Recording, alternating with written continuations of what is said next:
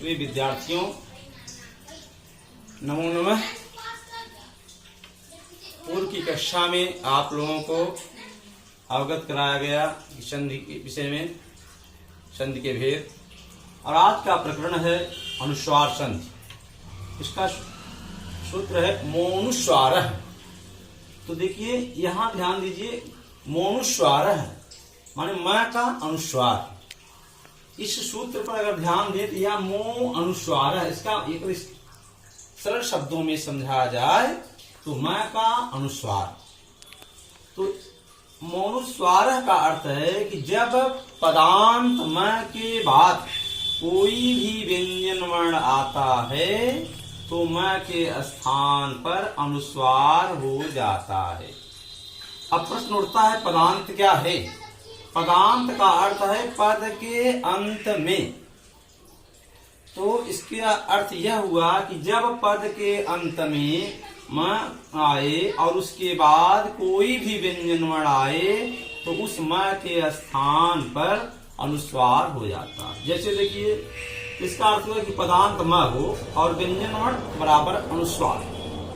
पदांत क्या है? जैसे हरिम है, तो हरिम में ये अंतिम पद, ये एक पद है और इस पद में जो म है ये पदांत है। पद का अंतिम में म है, उसके बाद वंदे का जो व है वह व्यंजन वर्ण है।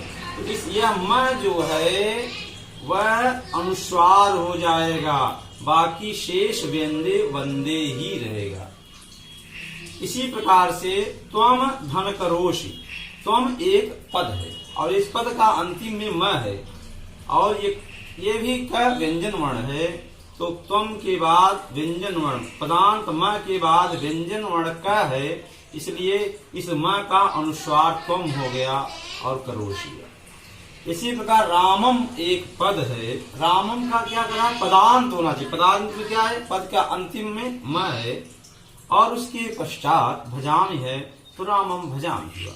इसी प्रकार त्वम धन चलति, त्वम का पद में अंतिम में म है और चलति व्यंजन है, इसलिए म का अनुस्वार होकर के यहाँ त्वम हुआ, चलति शेष रहा। इसी प्रकार मातरम धन वंदे, मातरम में म अंतिम पद है और म है तो और इसके बाद व्यंजन व है, तो मातरम का अनुस्वार में मातरम हुआ और वंदे हुआ। इसी प्रकार रामम धन पठति, रामम यह इस पद का अंतिम म और उसके बाद व्यंजन वर्ण है, इसलिए म का अनुस्वार होकर के रामम पठति। इसी प्रकार अहम धन गच्छामि, अहम गच्छामि, जलम धन नयति, जलम नयति।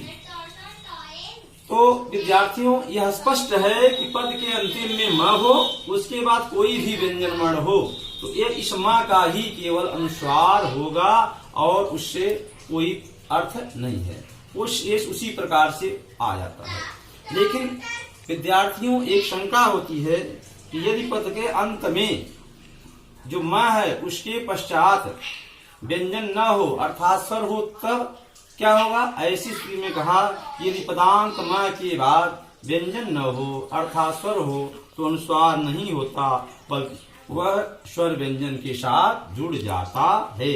जैसे जलम धन आनय, यहाँ ध्यान देने योग्य बात है। जलम में अंतिम पद म है और पदांत है म, इस पदांत म का के बाद व्यंजन नहीं है, स्वर है, इसलिए यहाँ यह स्वर आ करके म में जुड़ करके म में आ जुड़ा मा हो गया, जलमानय हो गया। इसी प्रकार धनम धन इच्छति, धनम अंतिम पद म है, आगे व्यंजन वर्ण होना चाहिए था, क्योंकि यहाँ ये मोनुस्वार के अनुसार व्यंजन वर्ण होना चाहिए, यहाँ व्यंजन वर्ण न होकर के स्वर है, इसलिए म में ई जुड़ करके धन इच्छति हो गया। इसी प्रकार से कथम धन अत्र बराबर कथमत्र हो गया।